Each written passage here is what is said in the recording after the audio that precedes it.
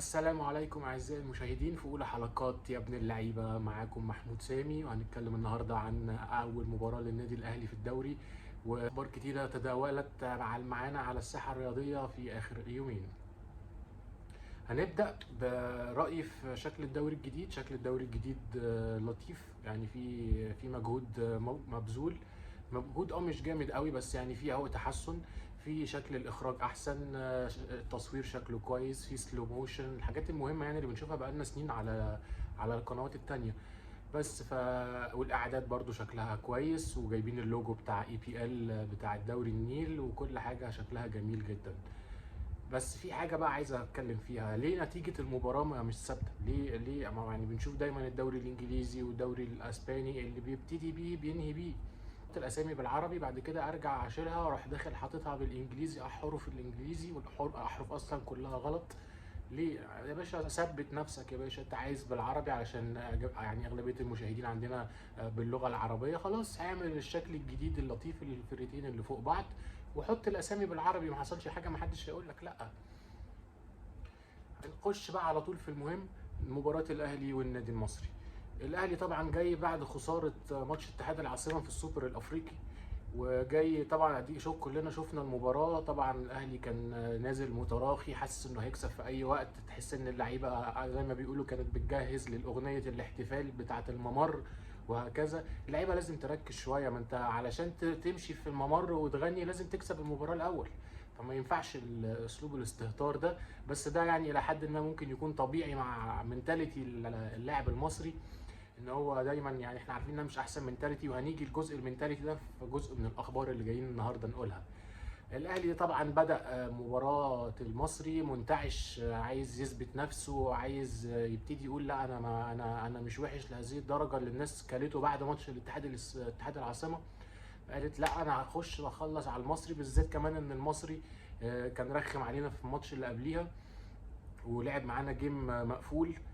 فالاهلي كان لازم يحاول يخلص الماتش في اقرب وقت علشان يعرف يفتح المباراه. فبدا بالضغط العالي بتاع كولر اللي متعودين عليه، ضغط عالي كان بزياده شويتين، مش زياده شويتين كحاجه وحشه، بس هو كان ضاغطين بكذا لعيب لقدام. حتى شفنا مودست كان بيضغط على محمود جاد، يعني لدرجه ان السترايكر بيوصل لغايه منطقه الجزاء يضغط على الحارس المرمى بتاع النادي المصري. هنا ميزه يعني الهاي بريس ده ايه؟ الهاي بريس ده ميزته ان انت لما بتضغط بكذا لعيب يعني عندك هتاخد الكوره مش هتاخد الكوره. لو خدت الكوره هيبقى معاك كذا لعيب تاني تقدر تباصيله وتعمل 1 2 او تبقى تعرض له الكوره ويشوت وهكذا. ما خدتش الكوره هنا بقى فيها يعني مساءلات كتيره، هل مين بيغطي ورا الناس اللي بتضغط دي، او الفرقه التانيه هتستغل الموقف ازاي؟ الحمد لله فرقه المصري ما كانتش عارفه تستغل الموقف ده كويس، ان هم ما بيعرفوش يطلعوا من الكوره من تحت كويس. احنا عارفين ان فريق المصري مع علي ماهر فريق منظم جدا، وكلنا شفنا الكلام ده في المباراه اللي قبل بتاعت اول مباراه في الدوري. فريق منظم جدا، بيعرف يلعب ازاي. الماتش ده بقى عمل تريكايه انه على الاقل مش زي كل فرق اللي بتلعب الاهلي عامه تقول لك انا هلعب على ظهر علي معلول، هلعب على ظهر علي معلول. لا، هو عكسها بقى المره دي، قال لك لا انا هلعب على هاني. عنده الجبهه الشمال بتاعت النادي المصري قويه جدا، فيها 3 لعيبه صراع ومهاريين وكل حاجه، واستفاد ان تاو ما بيساعدش محمد هاني كتير. طبعا هاني بينزل مع ديانج عشان يقفلوا الحته دي لما تاو بيبقى ضاغط مع الاهلي لقدام. فقال لك انا هستغل الحته دي، وفعلا عملوا منها كذا مره كذا هجمه خطره وكذا عرضيه كانت ممكن تعمل حاجه مش كويسه للنادي الاهلي. في بدايه الشوط في اخر يعني في احوال الشوط الاول الصراحه شفت يعني لقطت حاجه كده ما عجبتنيش. حسيت ان لعيبه الاهلي بتستسهل ترمي عرضيات لمودست وخلاص، قال يعني هو فاهم طوق النجاه. طبعا احنا كلنا كنا منتظرين المهاجم الافريقي اللي جاي وكل حاجه، وجاي لنا كاليبر محترم، واحد كان بيلعب في بروسيا دورتموند طويل بيعرف يلعب بالرأسيات. بس ده مش معناه ان انا اي عرضيه هلعبها له هيجيبها جون، او اي عرضيه هلعبها له هيعرف ياخدها من المدافع ويديها لحد من زمايله. فدي يعني خايف من عشوائيه اللعب في الاهلي شويه، ايه لكل حاجه، ايه العب لمودست قدام، العب لمودست قدام. لا، عايزين نلعب لعبنا، عايزين نلعب على الارض 1 تو هات ونباصي. عايز تعمل كرة طوليه، اعمل واحده زي اللي عملها امام مثلا لتوفيق جول.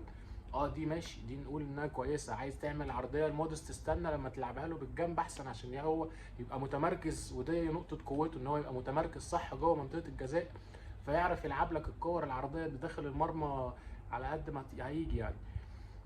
فهي دي خدت بالي منها. عايز بس تعليقي على امام عاشور. امام عاشور قدم مباراه ممتازه ممتازه، هو بس ناقصه بس شويه الحميه دي احنا كنا متعودين عليها مع حمدي فتحي، وهتنقصنا في الملعب وهتنقصنا قدام، ان احنا ما عندناش واحد فايتر بهذه الفتره زي حمدي فتحي، ان هو يقدر يعمل ادوار امام عاشور ويبقى فايتر في نص الملعب. لا، انت عندك واحد امام عاشور ده بيلعب في التلت الهجومي حلو جدا، مهاري، بيعرف يباصي حلو جدا، بيعرف يقرا الملعب حلو جدا، بس ما عندوش الجرينتا اللي هي بتاعت حمدي فتحي دي.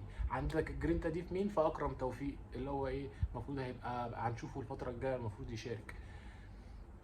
رضا سليم طبعا بنحب نهنيه على اول هدف ليه مع النادي الاهلي. لعيب عالي عالي عالي، وهنستفاد منه جدا جدا جدا الفتره الجايه. لعيب حيويته جميله جدا وهتنفعنا جدا، حيويه بكواليتي عالي، فعلا هيأثر جدا مع النادي الاهلي. بقى الفقره الاخبار المتداوله، اهم الاخبار المتداوله اللي انا استوقفتني الحقيقه. عندك تصريحات اسوريو على جريده الماركا الاسبانيه، قال لك اللعيبه يعني ما بتحافظش على نفسها زي اللي انا متعود عليهم، بيسهروا كتير، بيتكلموا مع بعض كتير، بيشربوا شيشه. طبعا دي كارثه في حد ذاتها، انت راجل رياضي من الاول ومن الاخر، ما ينفعش تدخن، دي رقم واحد. رقم اتنين، ايه يا جماعه اللي احنا هنهزر يا جماعه؟ شيشه ايه يا جماعه؟ احنا مش كفايه بتروحوا تعملوا لنا زفه الملوخيه عند قصر الكبابجي وتقعدوا تاكلوا في طرب وفي دهون؟ نتعلم ربع من محمد صلاح، يعني ربع في المية نتعلمه من محمد صلاح. انت راجل الحمد لله ربنا كرمك، بقيت لعيب في فرق القمه، بقيت بتاخد مرتبات كويسه جدا. حافظ على نفسك بقى، ما تبقاش لعيب يعني عايز بس تاخد الفلوس وتلتزم باقساط عليك يعني. فلا، عايزين نرتقي بالمنتاليتي دي شويه. مش هينفع ان كان تدخين، ان كان اكل غير صحي، الكلام ده انت اول واحد بتضر بيه نفسك وبتضر مسيرتك، ان انت مش هتعرف تطول في الملاعب بالمنظر ده. تاني حاجة عندنا يعني دونجا نزل صورة بعد مباراة الزمالك وقال لك رقم 8 للرجال فقط. طبعا بيرمي على إمام عاشور، ما طبيعي لازم ياخد اللقطة علشان جماهير الزمالك تقول لك ده اهو ده شيكا الجديد، وعدوى دي ان ايه شيكابالا في إثارة المشاكل. يا ابني ركز، انت عملت مباراة كويسة جدا وجبت هدف جميل جدا وحركت بيه فرقتك، ومن ساعة ما نزلت كنت قاعد بتوجه في اللعيبة يمين وفي شمال، كنت قائد بمعنى الكلمة. ما ينفعش تيجي عند الحتت الصغيرة دي، ركز في الكورة. انا بقول انا اهلاوي اهو وبقول لكم ركز يا ابني في كورتك، يا ابني ركز في فريقك اللي مش عارفين لقومة ده، ركز يا حبيبي. ما ينفعش يعني تقعد ترمي اسقاطات على واحد كان عندكم وهو اصلا مش ابن الزمالك. مع او ضد؟ انا بقى انا مع او ضد انضمام امام عاشور للاهلي، يعني فيها وفيها، بس لبس تيشيرت الاهلي هضطر ادعمه لحد الاخر لغايه لما يثبت لي ان هو جاي يثبت نفسه ويموت نفسه عشان تيشيرت النادي الاهلي، ساعتها هقول لكم رايي بامانه. بعد كده عندنا تصريحات عبد المنعم في برنامج الكابيتانو، اللي قال لك انا اتمنى زيزو وفتوح. في البدايه بس حابب اقول لكم ان دول انضف اتنين الاهلاويه دايما بيحبوهم، زيزو وفتوح. ليه؟ لان هم مش بيثيروا المشاكل، ما بيجوش عند جماهير الخصم ويثيروا المشاكل، يعني شايفين حالهم، يحتفل مع زمايله كل طبيعي لازم، بس ما بيثيرش المشاكل خارج نطاق فرقته، خارج نطاق الحته بتاعته. عشان كده دايما جماهير الاهلي بتحب زيزو وفتوح بالاخص. زيزو نجم النجوم، بس انا مع يعني تصريحات عبد المنعم في الاول، قالوا له سالوه انت تحب زيزو ولا فتوح يبقوا موجودين في الاهلي؟ قال لهم الاثنين، احب الاثنين يبقوا موجودين في النادي الاهلي. طبعا من وجهه نظري، طبعا احنا عارفين الفتره اللي فاتت ان كان في يعني اقاويل كتيره واخبار كتيره تقول لك فتوح مضى في الاهلي، فتوح ما مضاش في الاهلي، لا فتوح هيجي الموسم ده، لا فتوح هيسافر والسعوديه يجي كوبري وهكذا. انا شايف ان فتوح خد قلم على وشه جامد جدا من النادي بتاعه من ساعه تصريحات المستشار مرتضى منصور، وقعد يقول لك مخدرات ونسوان والكلام ده، فهو تحس ان هو قفل من الفرقه دي خلاص. هل هنشوف بقى هو هيستنى الناس الجديده هتقدره بالشكل المناسب؟ وبعدين ده بيقول لك انا عشان اجدد انا عايز نفس مبلغ زيزو في الموسم. يا جماعه المبالغ دي اصلا ما ينفعش اصلا تدفع الصراحه في الدوري المصري، حرام يعني حرام يا جماعه والله اللي بتعملوه في نفسكم ده، وفي الاخر بيقولوا ان الانديه ما بتكسبش ليه من اللي انتوا بتعملوه.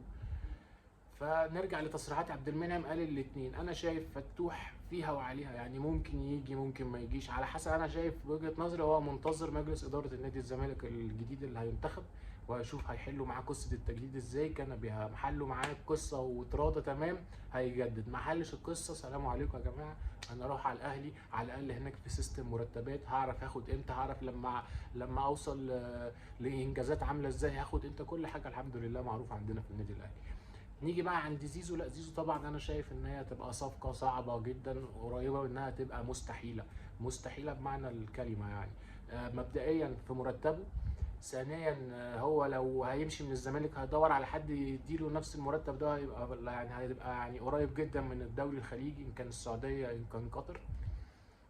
فهنا ودي تصريحات عبد المنعم. يا جماعه ما تزنقوش اللعيبه، اللعيبه طبعا ده احنا بنشوفهم على البرامج بيقول لك رتب لي اللعيبه دي من الاحسن من الاوحش، بيقول لهم الثلاثه حلوين او الثلاثه وحشين، فما تحطوش اللعيبه في الحته دي بس كده. وهو ده اول فيديو معانا النهارده من يا ابن اللعيبه، والفتره الجايه هتشوفوا فيديوهات اكتر، وهنعمل يعني اخبار لطيفه، وهنغطي احداث لطيفه جدا، وهنغطي البطوله الافريقيه ان شاء الله. انتظروا منه الفيديو القادم.